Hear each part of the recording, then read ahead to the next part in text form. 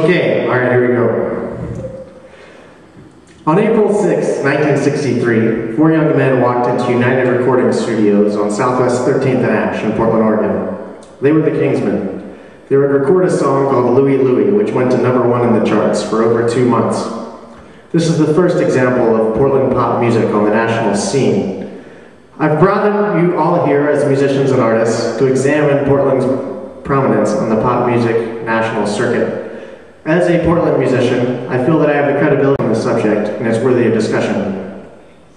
There are 3 main eras in Portland pop music that deserve examination. The first era is the garage rock era. This we see as a phenomenon in the early 60s, involving mainly white middle-class males who are playing in their parents' garage or basement. Some have noted that the geography of Portland, whereas allowing most houses to have basements, has enabled the music scene to flourish. This is the case in garage rock, and hence the name for the genre. Some of the other notable bands of this era, besides the aforementioned Kingsmen, include Paul Revere and the Raiders, who are also a Portland band who recorded Louie Louie 1 week away from the time the Kingsmen recorded it, though they didn't achieve #1 hit status with it that the Kingsmen did. The Raiders are credited with being the first concept band to utilize costumes and concept albums.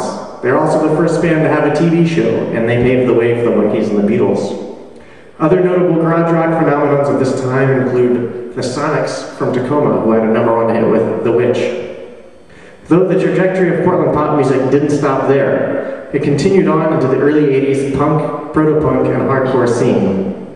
Some of the trailblazers, if you will, of this scene include Dead Moon and the Wipers. Here we see a harsher take on the Portland garage rock foundations, still utilizing open chords and punk progressions. And also, during this time, we see ideological rock, its foundation, and its movement forward. And we see the first instance of the Riot Girl movement, which was the first feminist punk rock movement. Today, that has become the Portland Punk Rock Camp for Girls, which has been nationally heralded as an extremely unique and beneficial organization which has sprouted different branches in New York, Los Angeles, and elsewhere. As a transition from this early 80s proto-punk hardcore scene, we see Nirvana playing their first show ever at Satyricon on Northwest 5th and Couch on January 3rd, 1988. Well, it's no big surprise that that heralded the grunge movement, which is where the most money, attention, and media laser beam was focused on the Northwest sound.